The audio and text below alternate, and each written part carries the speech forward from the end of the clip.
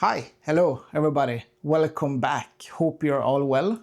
So manual mode, the holy grail of photography. This is probably one of the most popular topics for beginners, and you might have landed on this video because you recently bought your first camera, or maybe you've been shooting for a while but stayed away from manual because it feels a little bit scary. And even though it's 2025, we still hear things like real photographers shoot in manual mode.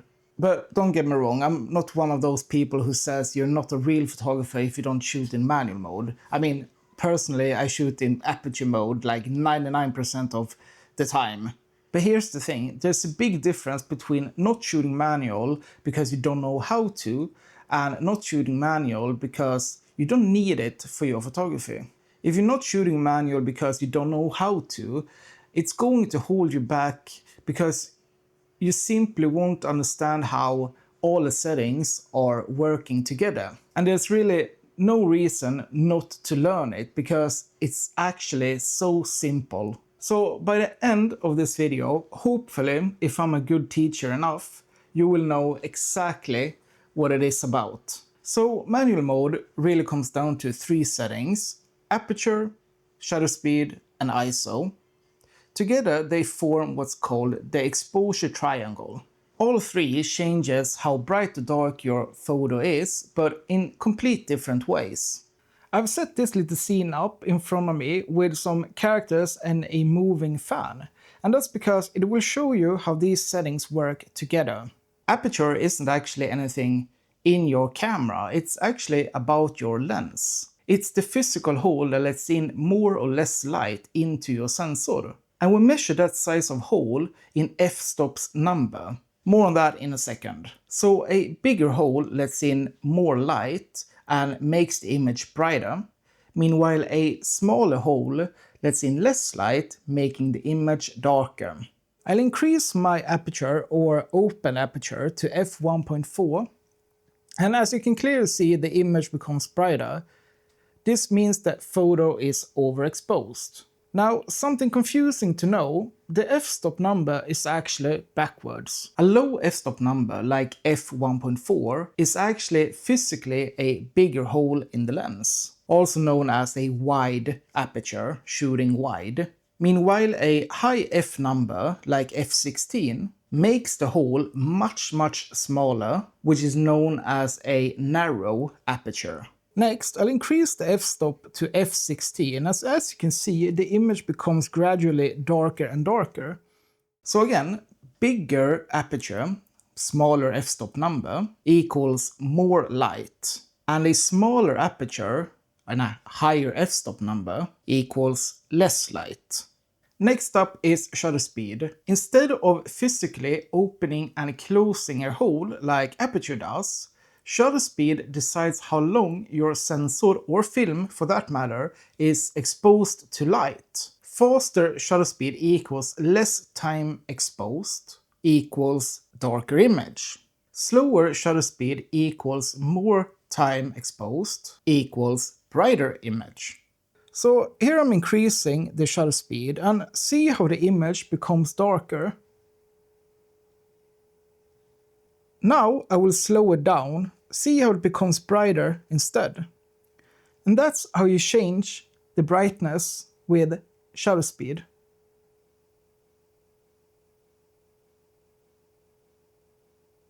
And then there's ISO. ISO is often explained as how sensitive your sensor is to light. That's not completely true, because the sensor itself doesn't magically become more sensitive to light when increasing ISO. It's actually more complicated than that, but for simplicity's sake, think of ISO like a volume knob on an old radio or a stereo. When you turn the volume up, the music gets louder, just like your image gets brighter, but you will also hear a lot more of that background static, which is the digital noise.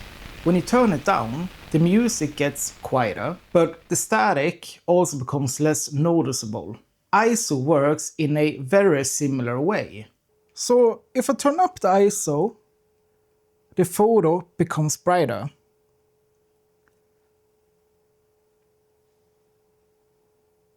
And then I'm going to decrease ISO to base ISO on the OM5, which is 200. And you can see the image becomes way darker.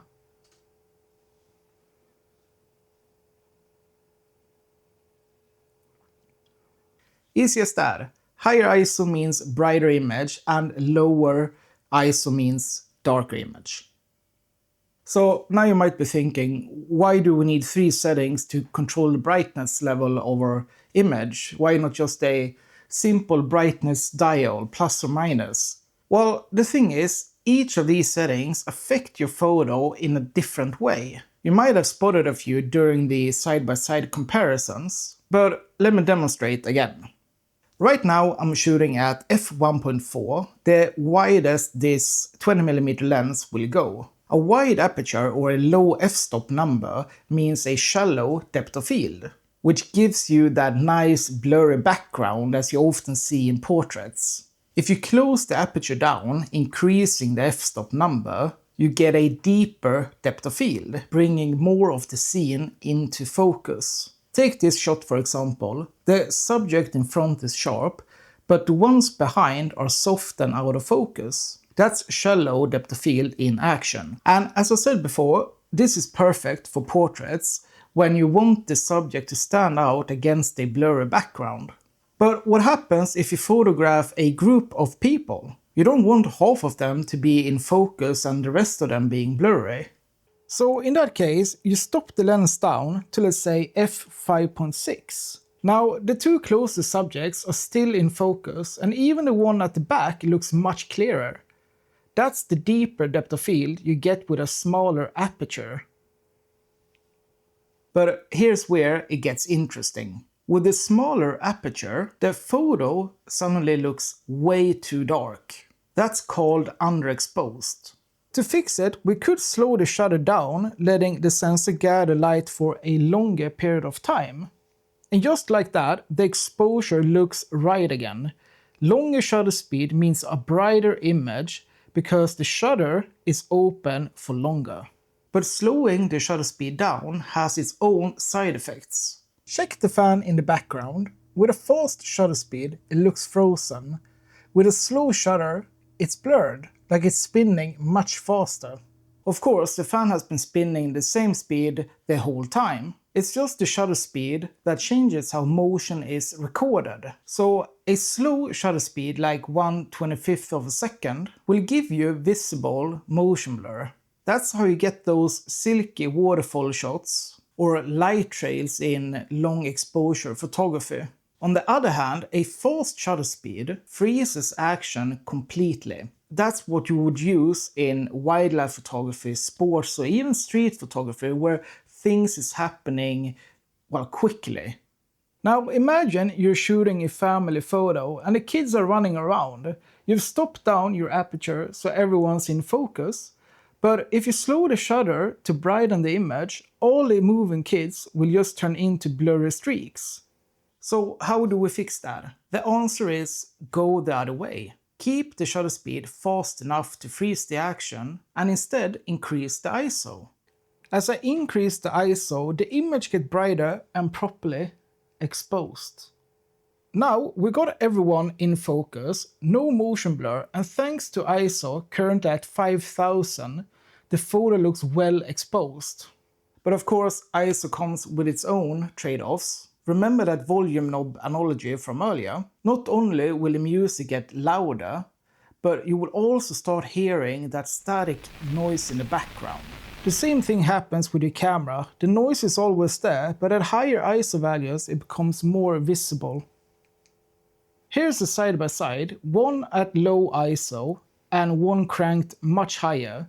You can clearly see the extra noise in the second shot.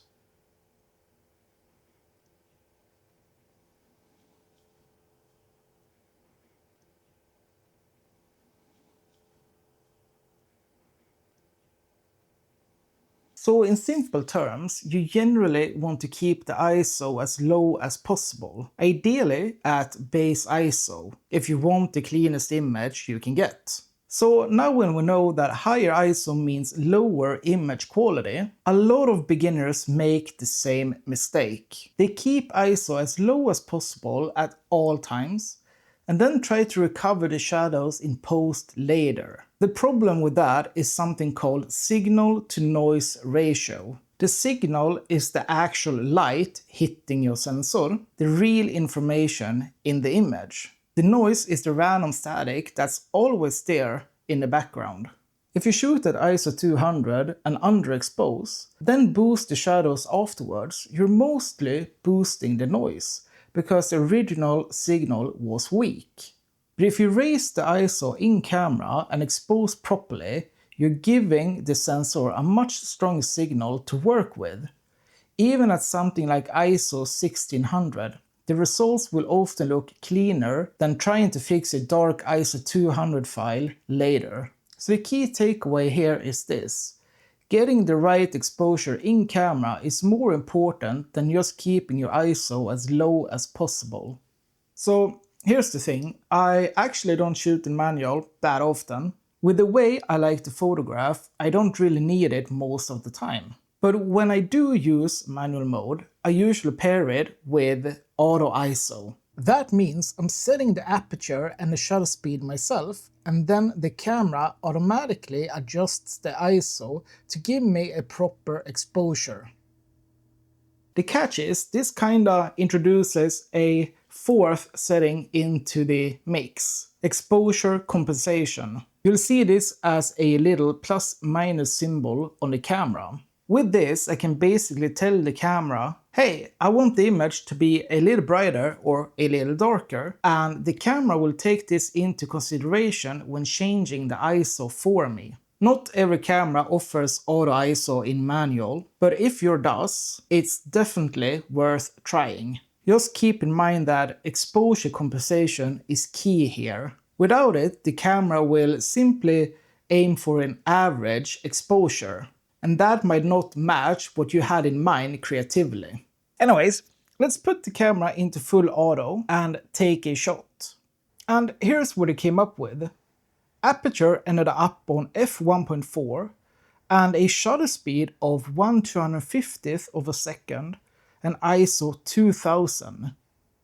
Now the problem is, no matter how fancy or expensive your camera is, it's not smart. It has no idea what you're trying to capture. It doesn't know if you're photographing a person, a sweeping landscape, or just some weird shape you found interesting.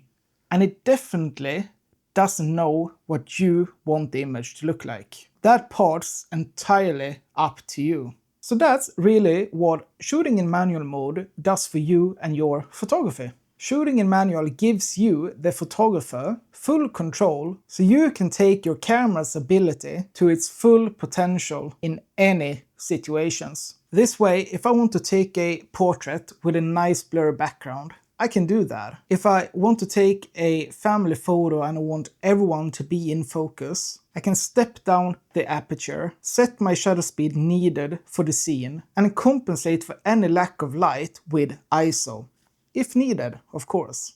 Oh, and by the way, together with you guys, we're building the second issue of The Spaces in Between, the community gallery where we celebrate the ordinary, the beauty in the ordinary. The things we take for granted, the things we walk past every day without a second thought. If you would like to check out the gallery yourself, you can find the link in the top part of the description. And also, if you want to contribute yourself to the project, you will find the email there as well. Just be sure to include your full name, your location, not where the image was taken, but where you live, and link to like your website or your Instagram or any other preferred social media platform. Just know it's not a must. You don't have to include a link. The contributions we have had so far are so beautiful. You guys are so talented, and I'm so grateful for all the amazing feedback we've had and all the beautiful contributions as well.